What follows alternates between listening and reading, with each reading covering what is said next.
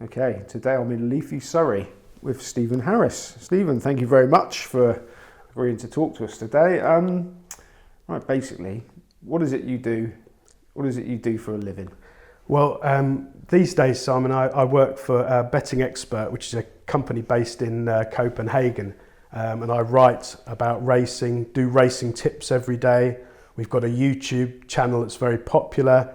We do a weekly show for irishracing.com, discussing the week's racing, looking back at the previous week's racing. And if anyone who's watching this hasn't got a Betting Expert account, they really must open one, because basically it's open to people tipping up sport or racing or anything they choose to. And there's exceptionally good prize money every single month if you're a successful tipster. So anyone who's interested in a cheap way of getting into betting and gambling without really risking their own money, Betting Expert is well worth looking at. That's the advert over for the... and well worth looking at, because you put all your figures are up there, and your figures are returning 10% on investment, which is pretty good. Well, I mean, if you've got the accounts to get on, I would say it's well worth hopefully following me. We've got tips up there for the last 11 years or 12 years, I think it is now, and every year has been profitable. You can look back at all the results. They're up there a day before, which is quite helpful for punters. And if you're a sort of small staking recreational punter who can get on at sort of top of the market, then it's a really good site to look at. Okay, and just so people don't think this is an advert for the website, you personally bet on horses and dogs, and you have done successfully for quite some time. Are you selective in both codes? Well, I've been a punter probably since I was 18, probably a bit before then, to be honest. National hunt racing is my main thing, and I do Swindon and Hove greyhounds, which I watch the videos for, which is a much simpler process now than it used to be. So, yeah, that's my. My main income. I am a journalist or a blogger, whatever you want to call it, and I split my time between doing that and punting, basically. And so you do you concentrate on certain grades with the dogs? You say you watch the videos, which we've met a lot of sort of dog punters that do that religiously. Do you narrow it down a bit more than that, rather than just the track you're betting at? Well, I look at Swindon and Hove specifically, and I play exclusively on Betfair, basically. Probably quite similar. I know you've had Rich Check Bet on, and Jerry Croxford and all these. I wouldn't be in the same grade. They're A1 performers, I'm probably an A7 performer, but I chip away there, and I don't miss a race, and I make notes, and I do all the, but basically the key with it all, we'll come on to this later, I'm sure everyone already knows, price things up to 100% and look for value. These days, I think it's true of national hunt racing especially, the value is probably not at the front of the market. There's very little juice at the time you can get on. Things are priced accordingly. Everyone focuses in the front of the market, and that's true in a way of greyhounds, that everyone wants to back the same video dogs. It's got very compressed, so everyone's got a super nap. They make it 6-4. These days on Betfair, perhaps in the old days it might have been 5-2 the field, 3-1 the field.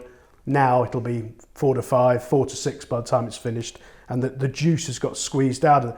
So in general, I would say you're better off looking away from the obvious at the front of the market. But I haven't got hard and fast rules. You've got to constantly evolve. I mean, sometimes you find yourself, things you thought were quite good 2 months ago are no longer any good. I mean, to give you an example, this is very boring detail and probably meaningless to people really, but Betfair Greyhound's got a place market, which is basically, I think, seeded robotically, or certainly people paying off algorithms in relation to the win market. And say with greyhounds, front runners, say there's 3 front runners in a race, well, they might be sort of 7-2, 3-1 to win the race, and that might be their correct price. But the algorithm generated of people who are using Betfair makes them sort of 2.5, 2.4 a place. Well, that's not really their correct price. That's far too short, basically. If you think there's 3 front runners in a race, the value is to oppose them a place, for example. So that's one example, not a particularly good one that I've chosen, but you've got to constantly look for angles and edges, find things that are different away from the obvious. So what I'm saying, Simon, is it's no good, 20 years ago, you'd find something, you'd do the form, I want to have my bollocks on it, it's going to be evens, You can't do that anymore. It'll already be 4-7 apart from anything else, if you're right. So there's far cleverer people playing on Betfair, particularly with jump racing, flat racing. You have got to try and be inventive and keep reinventing yourself away from the obvious, I think. Okay, and the horses, you say you concentrate on the national hunt, but do you whittle it down a bit more than that? I do watch flat racing, and I talk about flat racing. I tip horses for Betting Expert flat racing, and I will play during the flat season, but I wouldn't say I was a wonderful judge of the form. I think, to be truthful, with flat racing, there's far too much of it. It's virtually impossible, particularly. I think if you're probably 20 and you dedicate your whole life to watching flat racing and you've got the time to only do that, you can probably follow the form successfully. There's lots of fantastic judges out there, the Dixons on racing TV, people who know the form book inside out. I couldn't deal with the volume of flat racing these days. Jump racing is manageable. There is evening racing in the summer a bit, but not that much these days. So you're talking about 1, 2, 3 meetings on a Saturday jump racing. I think it's fine to deal with it. I spend a lot of my time watching replays, making notes, pricing things up again, looking for edges, looking for things that perhaps the market's missed. Okay, now you said that you class yourself as A7, which is probably a bit self-depreciative there, but if you just concentrated on the dogs or you just concentrated on the horses, can you up yourself a few grades? Why do you spread yourself so thinly? Well, I don't think I do spread myself thinly. I try to specialise in things. I get up very early in the morning. I do my Betting Expert stuff for a few hours. I watch yesterday's racing, make notes on it. I price up if there's a dog card. There's usually only one dog card I'm interested in a day, like Swindon or Hove will be on. I'll price that up. So I don't think I spread myself that thinly. I'm not looking to play in 37 races in an afternoon. So if there's 6 races at Wetherby this afternoon, for example, I might have had 2 bets. I'm not looking to, and I'm not an action junkie. I don't chase. I'm a much less volatile character now than I was when I was in my 20s, when I was a bookmaker and stuff. So it's all a bit more controlled and in sort of first or second gear rather than getting too heavily involved, And without this sounding like a stupid question, because obviously it's not actually, but is the basic winner finding process the same for greyhounds and horses? My thoughts mainly about greyhound racing is what's going to happen as the traps open and in the first 10 yards. So to give you an example, by watching dogs regularly, making notes, all the rest of it, if something is inclined to dive to the rails and it's now in trap 3, I'd be very interested in being against the dog in 2 and 1. It's not as simple as that. You get a feel for it. There are certain golden sort of rules with greyhound. You want to be with younger dogs, pups who are less exposed.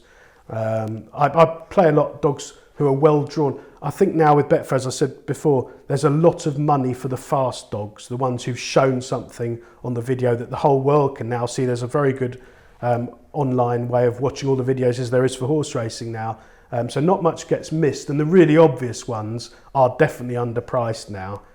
So in those sorts of races, if I think something's, one thing I will say, something that might be helpful to people is that if you price things up, say a greyhound race or a 10-runner jumps race, if you do price it up properly to 100%, it's very hard, particularly with greyhound racing, to make things genuinely short because you've got to get to 100. So things end up being sort of 25, 33, 50. They're probably not quite that big. Whereas on Betfair now, because the front of the market, the whole world declares for one dog at a short price, the value tends to be elsewhere. I think Checkbet, Rich touched on this when he was talking about betting on greyhounds, that he comes in late and hoovers up the obvious value, things that he doesn't particularly fancy, but they're 16 when they probably should be 8 or 7. That's where the margin can, over time. Of course, you can have 10 losing races in a row backing outsiders, but over time, that's how you grind out a profit, which that's what it's about at the end of the day.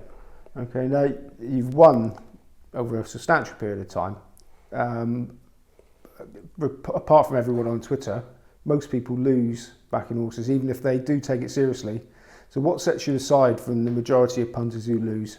Well, I wouldn't claim to be winning fortunes. I'm happy if I can win 2 or 3 grand a month. I'm delighted because I've got one other job as well. So I think a lot of punters boom and pretend to be a lot more successful than they are. And I've been a punter for sort of 30 years, and there's been lots of fun times, nice holidays, all the rest of it. But you're better off talking about the bad times when you've struggled and run out of money and backed a lot of losers, had bad months. It's very difficult. It's extremely competitive. I think there probably was a golden age when I was in my sort of late 20s, early 30s, when you could have accounts with all the firms. Nobody was aware of each way betting. Early prices became a new thing. There was no Betfair dictating everything. I mean, but like everyone else, I mean, one thing I don't really like particularly, I don't like punters booming things when they've backed a winner. I think you're much better off getting it quietly. I mean, that dates back. I used to come back from the dogs 4 nights a week, and I've been married for 22 years, and you'd always say to the missus, won small, lost small. Now, you might have done your absolute bollocks. There's no good coming in saying, I've just done 7 grand, is there? You're better off saying you lost 300 quid, we can still feed the cat. So you're better off being sort of even-tempered, not getting too excited, and treat it as a business that you're trying to grind out a profit week after week, month after month. And I do agree with Icy on Twitter, and I have been reluctant to do this sort of thing before, as you know, because you do. It does look sort of boastful, and a lot of punters they can't wait to tell you they've backed a winner or they got 8-1 when it's now 11-2, and that doesn't matter. I don't care what anyone else thinks. At the end of the day, it's how you get on yourself, how you can look after your family, and enjoy your life, really. The balance is very important. It's, whether someone's got 20 million or 200 quid, it doesn't really change them as a person, does it? Yeah, I saw the tweet you mean with Icy about the dick swinging. Yeah. But these videos are to help other people become more successful. Right. And if the person comes across as being boastful, they've given us their time for nothing. Yeah. So, Well, really, we should be sitting... Icy should come on. I picked you up from the station, Simon, in my car that's 20 years old. It's done about 170,000 miles. And we should be doing this in my office upstairs, which is a leaky attic. There's a hole in the roof and the window's falling off its hinge, and there's because my wife won't go up there at all. She refuses to go anywhere near it, quite rightly. It's covered in dust, and that would be this is a better advert than sitting in the front room. But the reality, the reality of it is being a punter can be quite a sort of lone. You've got to be quite strong-minded and like your own company, because you're spending a lot of time on your own. When I was in my 20s, there's a picture of me at university a long time ago, 30 years ago probably, sitting on my desk, and I had a pile of sort of red accounting books that people used to write. I used to keep Greyhound form cards in them. There's no computers then, obviously, it was 30 years ago, and I used to keep records of how Greyhounds ran, and I used to have sort of all these form cards with my own comments on and what price they were, and all. I spent a lot of time, and with the video, when videos came around, there used to be VHS videos. I'd sit on the chair in front of the television to make myself watch them, rewind, play again, rewind, play again. You've got to work very hard, and you've got to become an expert in one certain area to make it pay, really.